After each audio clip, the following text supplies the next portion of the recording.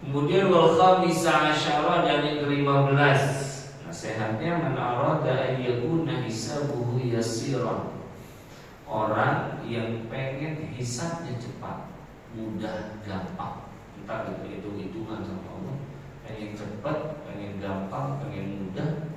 Maka kata ulama bilang faliyakun nasihan li nafsi wa ikhwanih. Maka jadilah engkau orang yang menasehati kepada dirinya sendiri wa ikhwanih dan kepada saudaranya. Itu begitu. Nasihat itu yang baik. Imam Al-Ghazali, nasihat itu yang baik. Nasihat itu yang baik. Jangan di halayak ramai. Jangan di halayak ramai. Malu itu orang yang dinasehati. Kalau dibuka, tunggu berapa nasihat. Itu kalau hisabnya mau gampang itu doang kata ulama. Dalam kitab Taurat suruh nasihat dari sendiri. Diri kita mulai malas, kita nasihati diri kita sendiri. Apa sih itu? Kayak hari-hari ini malas beribadah. Itu nasihat dari sendiri. Apa sih itu sekarang? Jadi begini banget. Ngomong sama diri sendiri. Kenapa jadi ogah kata jemaah? Kenapa jadi ini sih? Kenapa jadi terus? Kemudian kita punya saudara, kita juga nasihati. Nasihatinya pelan-pelan. Kalau pelan-pelan galakan dia soalnya. Kalau pelan-pelan galakan dia. Ambil salahnya, ambil waktunya yang tepat. Itu terutama tadi nasihatnya secara lemah lembut. Dan ngomongnya jangan di halayak Ruwiya an Utsman bin Affan annahu qala, telah diriwayatkan dari Sayyidina Utsman bin Affan bahwa sesungguhnya beliau telah berkata, "Man lam yazdad yauman bi yaumin khairan fadzalika rajulun tajahhaza ila an-nari ala basiratin." Orang yang tidak bertambah hari demi harinya, hari demi hari gak bertambah apanya? Khairan, kebaikannya. Hari demi hari begitu. Kebaikannya gak pernah nambah kata Sayyidina Utsman. Maka apa? Fadzalika rajulun, maka orang yang seperti itu tajahhaza ilan nar, berarti menyiapkan dirinya untuk menuju api neraka. Ada basirah dengan hujjah yang nyata. Wahu al-Asakir berarti pada hadis dari Imam Al-Asakir. Itu gitu. Hari demi harinya kebaikannya gak nambah, gak pernah nambah. Berarti udah nyiapin dirinya masuk ke dalam api neraka. Setidaknya selalu menjadi orang baik, selalu bertambah kebaikan, bukan bertambah mudaratnya kepada orang lain. Begitu. Makanya kata Imam Al-Ghazali bilang orang itu modelnya ada 3. Ada yang kayak malaikat, ada yang kayak batu, ada yang kayak ular. Model-modelnya orang katanya di masyarakat kata Imam Al-Ghazali ada 3. Ada yang kayak malaikat, ada yang kayak batu, ada yang kayak ular.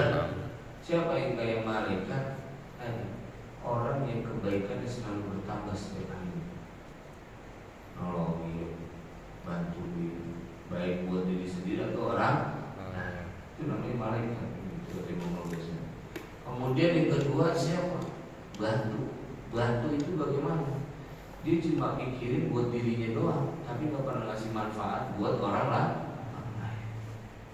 Itu bantu namanya. Atau jamadat, benda-benda mati. Dia gak ngasih manfaat, tapi gak gangguin. Gak ngasih manfaat, tapi gak gangguin. Kan batu begini. Batu itu di jalan itu dia gak ngasih manfaat, tapi gak gangguin orang. Gak gangguin orang. Begini ketiga ular itu siapa? Kebaikannya dia gak diharapin sama orang, baiknya gak diharapin, kehadirannya udah diwanti-wanti sama orang. Makanya sama kayak ular walaupun dia kayak baik, orang niatnya menilainya juga gak baik. Di rumah kita ada ular, padahal niatnya baik sama ular. Di ular niatnya baik, main nyelamatin apa? Tapi kan namanya orang kalau udah melihat ular pasti positif, nilai apa mandangnya nih kan? Makanya jangan sampai jadi orang kayak ular. Kebaikannya udah kagak diharapin, kehadirannya udah diwaspadai. Tuh ada orang yang begitu. Ada orang modelnya kayak begitu. Nah, makanya hari demi hari tambah kebaikan, tambah. Begitu.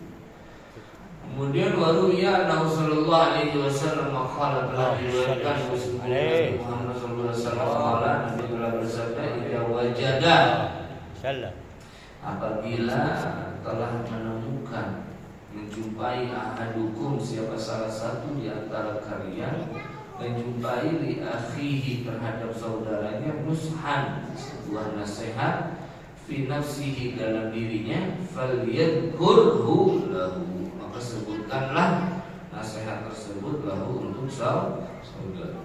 Nabi yang dulu nasihatin kita punya saudara, nasihatin kita punya saudara sesama muslim. Nasihat, jangan dibiarin, jangan ditinggalin, tapi nasihat, ini nasihat. Mari apalah kita ahli maksiat aja sama ulama susah, sama ahli maksiat harus saya kemarin kan udah du qalbin rahim, punya hati yang kasih sayang walaupun la siyama lebih kepada ahli maksiat. Pelukin pelan-pelan, elusi pelan-pelan, empok-empokin pelan-pelan. Orang-orang yang masih dalam ahli maksiat begitu, maka kita akan menjadi orang yang sombong melihat kepada ahli maksiat, kita merasa lebih sombong. Yang itu sombong, takabur. Banyak cerita orang yang habis waktunya dengan ibadah ketaatan, usianya ditutup dengan syukur khatimah. Banyak ceritanya. Makanya nggak ada yang tahu. Setelah ini nggak ada yang tahu. Bisa jadi dia yang awalnya maksiat karena udah bosan jenuh dia berhenti. Orang kadang kalau udah berhenti malah enak. Yang mau masuk lagi itu kadang suka enak, males. Tapi sebenarnya bahaya bagi kita yang belum pernah nyobain. Dia udah pada bosan itu baru mulai. Makanya bahaya, jangan sembarang kita ahli maksiat kita punya hati. Jangan suka sembarang. Takutnya ketulah. Kan bahasa Betawinya gitu. Kadang kita sering ketulah, maksudnya kadang sering kemakan omongan sendiri. Lu kalau berteman sama dia, lambat tahu itu bisa berteman juga. Itu kan namanya ketulah, orang Betawi bilangnya. Ya, lu orang yang begitu bakal ditemenin. Lihat perjalanan waktu, pasti dia jadi temennya. Begitu. Orang tua dulu bilang dapat ketulah. Makanya suruh hati-hati kalau mau. Begitu juga sama ahli maksiat, hati-hati kalau mau. Takut ketulah doang. Kalau udah ketulah, khawatirnya di akhir usia, ya Allah, na'udzubillah ini. Takut itu ketulah doang. Wah, selalu demen nih kayak begini, demen. Dari ketulah doang ngomong kayak gitu. Mari ketulah dong. Tapi kita makan sama omongan kita sendiri. Bahasa kita ini di Betawi bisa membahasakan dengan ketulah.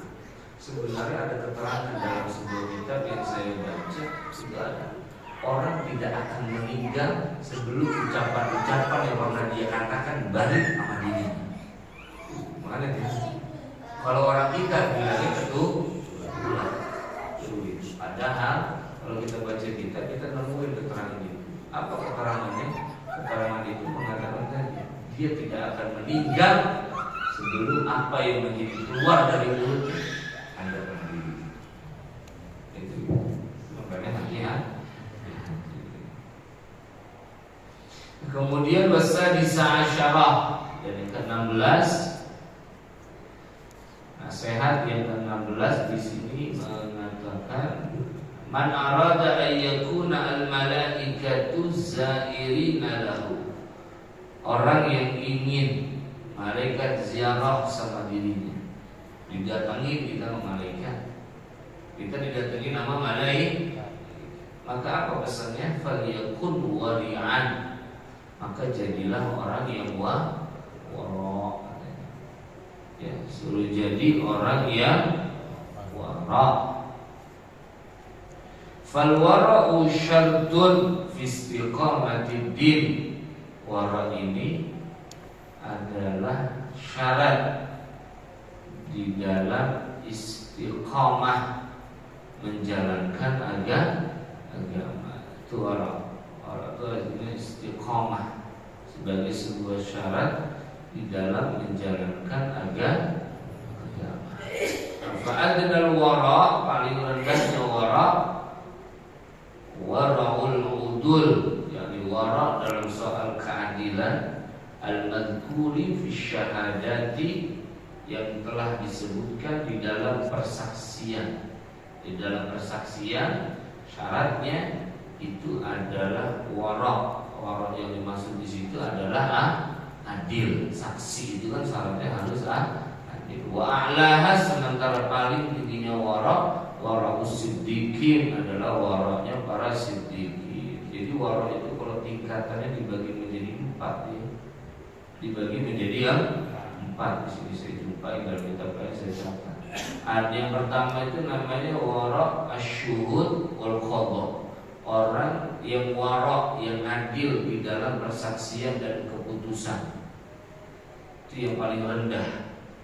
Itu yang paling rendah. Kita kalau udah begitu malaikat yang datang sama kita.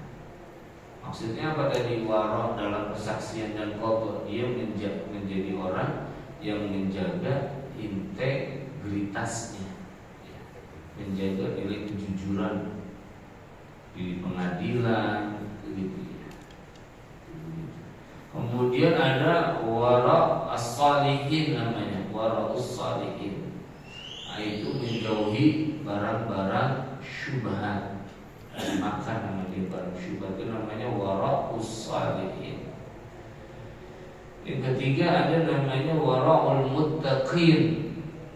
Wara'ul muttaqin itu artinya meninggalkan kelebihan barang halal yang bisa membawa kepada keharaman. Itu namanya wara'ul muttaqin. Halal yang lebih sama dia tinggali, sama dia tinggali. Sama dia tinggali. Kenapa? Karena dia khawatir dengan halal yang lebih ini bisa menjatuhkan dirinya kepada keharaman. Nah, ada orang siddiqin, orang yang berpaling kecuali hanya kepada Allah. Semuanya dia berpaling, tidak perlu, hanya kepada Allah jalannya dia, hanya kepada Allah. Nah, itu tingkatan yang paling tinggi yang namanya wara'us siddiqin, dari wa'alahu wara'us siddiqin. Apa bisa manusia? Bisa, asal ada riyadhah, ada usaha, itu ada proses yang dia jalani, itu asal bisa. Sayyidina Umar ketika bertemu dengan Uwais Al-Qarni di padang Arafah, dia sedang menggembala onta. Sayyidina Umar minta doa ampunan karena disuruh Nabi, yang nyuruh Nabi. Sayyidina Umar, Sayyidina Ali, nanti kalau ketemu Uwais minta doa ampunan, nanti dosamu diampuni sama Allah. Kira ketemulah cerita singkatnya Sayyidina Umar dengan Uwais Al-Qarni, minta ampunan. Uwais Al-Qarni minta, akhirnya didoain. Kemudian orang yang sampai selamat adalah orang yang ringan. Kemudian kata Syekh Umar, bagaimana orang yang ringan? Ya, saya hanya punya upah dari gembala kota sebesar 4 dirham.